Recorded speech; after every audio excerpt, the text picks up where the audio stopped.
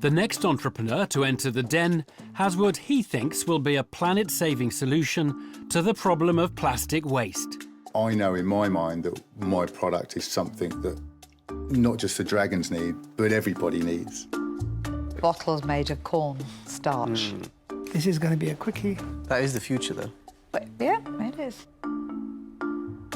Mike is feeling quite apprehensive about facing off with the dragons. I've never done anything like this before, so it's unknown territory. My biggest fear is forgetting the pitch, fear of forgetting the numbers. I'm hoping they'll not give me too much of a hard time.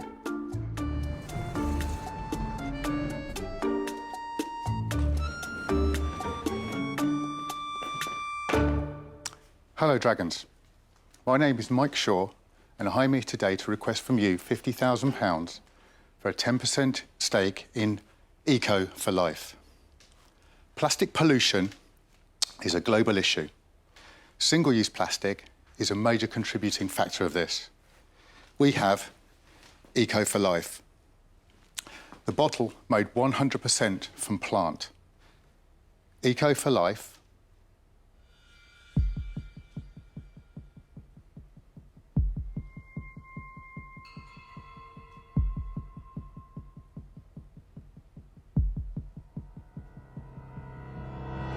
Eco for Life bottles are fully compostable and they're great to refill.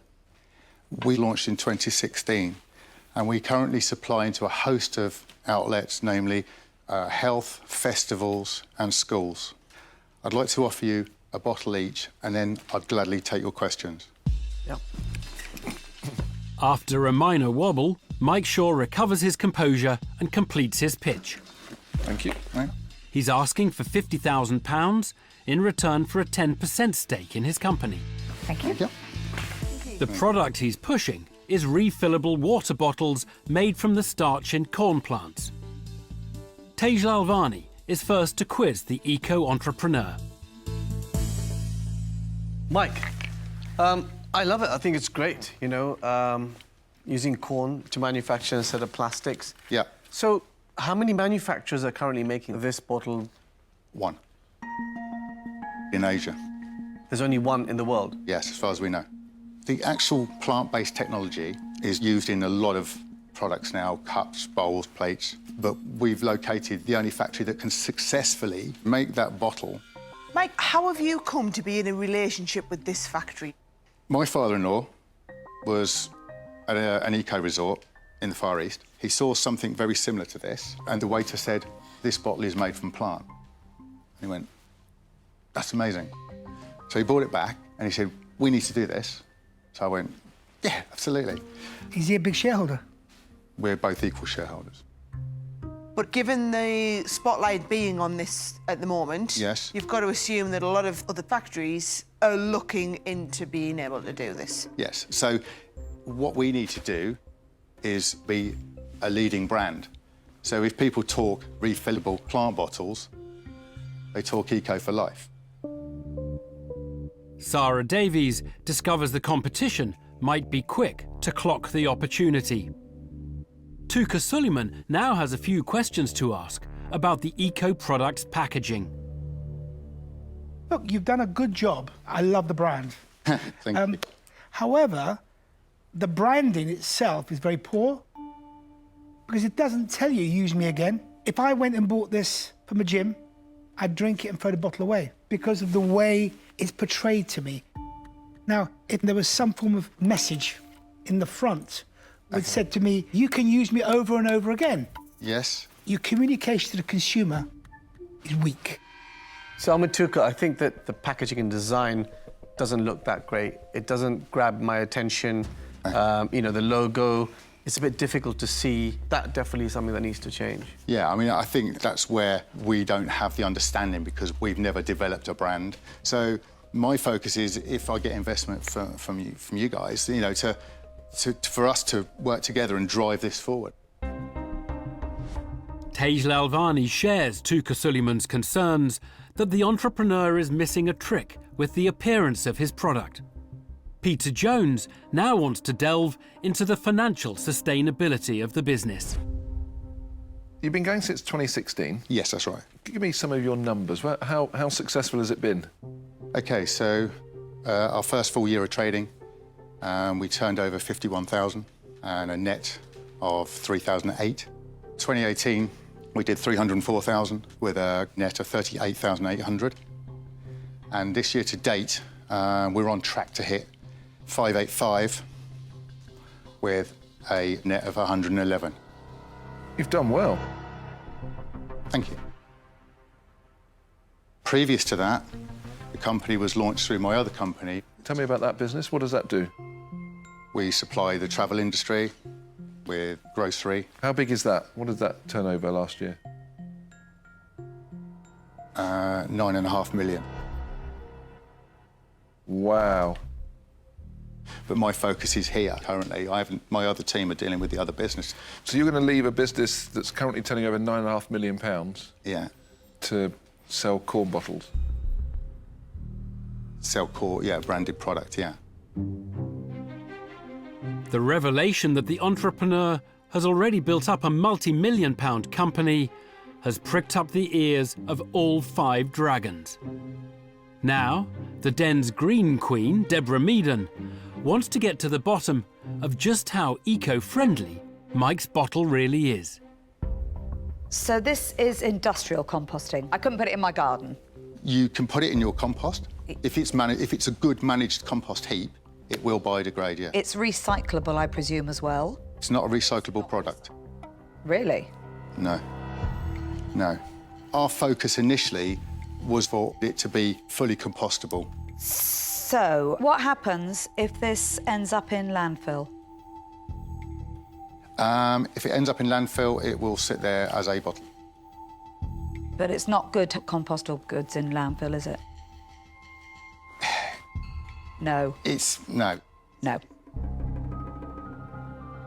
So, for me, this isn't the, clear and the champion answer of the world's problems, because this is not recyclable. I know what you say about refillable, but people use it and they'll chuck it away. I'm looking for the long-term answer, so I'm afraid it's not one for me. I won't be investing. I'm out. A compostable but non-recyclable product is a can of worms for Deborah Meaden, and she ends her interest. And it appears Sarah Davies hasn't been fully convinced about the planet-saving potential of the corn container either. I'll tell you where I'm at with it. I get it, but not totally. OK. To me, if I was buying a multiple-use bottle, I want something that looks like my water container that I've got to remember that I'm going to fill it up multiple times, not something that I'll get home and leave on the side and my husband will put in the recycling, thinking it's an empty plastic bottle that we shouldn't refill. OK. And my concern is the fact that, really, we shouldn't really be putting this sort of stuff in the recycling, because it's not really plastic recycling. Just doesn't quite all add up as being the right solution, longer term. OK. So, good luck walking out of here with an investment, but it won't be from me. I'm out. Right. As it stands, in my view, it's not investable. It needs total reconstruction. OK. However, I love the brand. It's got legs. And I can see what could be done with it. So I'll make you an offer. I'll give you all of the money, but I want to become a third partner. So the 50... For 50,000, for 33%. You've got a third, your father-in-law's got a third, and I'll have a third. That makes us equal partners.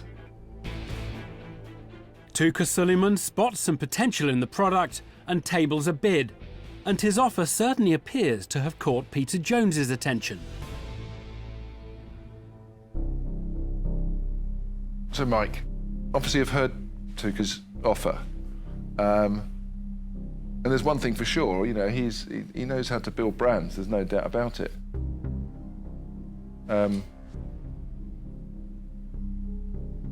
But I think it's going to be a tough one, and it's not something that I'm going to want to invest in. And so I'm going to say I'm out. OK. Thank you. I really like what you're doing, and I mean, my expertise is building brands and really trying to create products that resonate with consumers.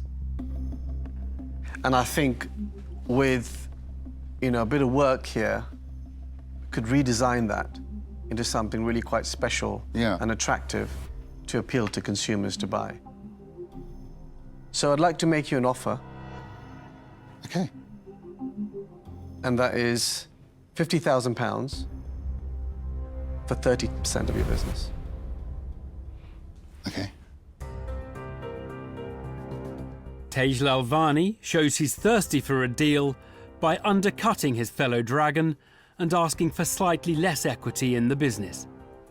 But it seems Tuka Suleiman has done some quick thinking to stay in the game and now has another proposition to put forward. I would share it with Tej. You have 2 dragons. So that means your father-in-law a third, you a third, Tej and I would be 1/6 each. If he's interested. So, Tej, do you want to do what Tuka's asking, or do you want to go it alone? I like the 33% bit, moving up from 30 to 33%. Oh, sure. Look, I mean, Tuka and I have many deals together. We work well together. So I'm happy to share it as well.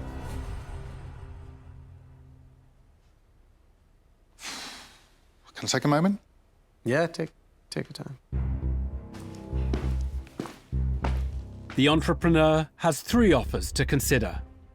Tuka Suleiman wants 33 1/3% of the business and is prepared to split the deal with Tej Lalvani, who is also happy to share, whilst keeping a solo 30% offer on the table as well. But all 3 bids are seeking way more than the 10% that Mike is willing to hand over. Okay. I like the idea of 2. I think it's great. Will you both take 10%?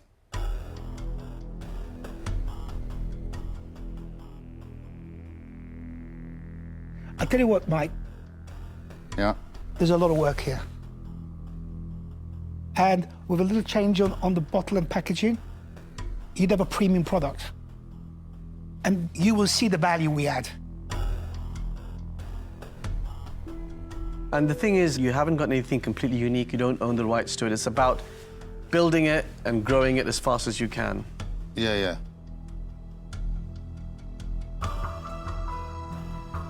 And together we drive this forward. Oh, definitely. Great. Yes. Oh, you're difficult. No, we'll make this happen. Well done, Mike. We'll make, Cheers, Ash. we'll make it Good happen. too. Okay? Excellent. Great. Thank you. Well done. The dragons hold out and the entrepreneur loses his bottle and accepts their terms. But he leaves the den with the £50,000 he was seeking and the expertise of 2 dragons on tap. I'm so pleased to get Tej and Tuka on board. I think together they're going to be brilliant for this. Well, I think it's great. And there's nothing like it at the moment. They're strong in bringing brands to market, and I think, with their help, sky's the limit, isn't it? Got to think of something corny to say now. Boo boo. I comes think you might just naturally. have.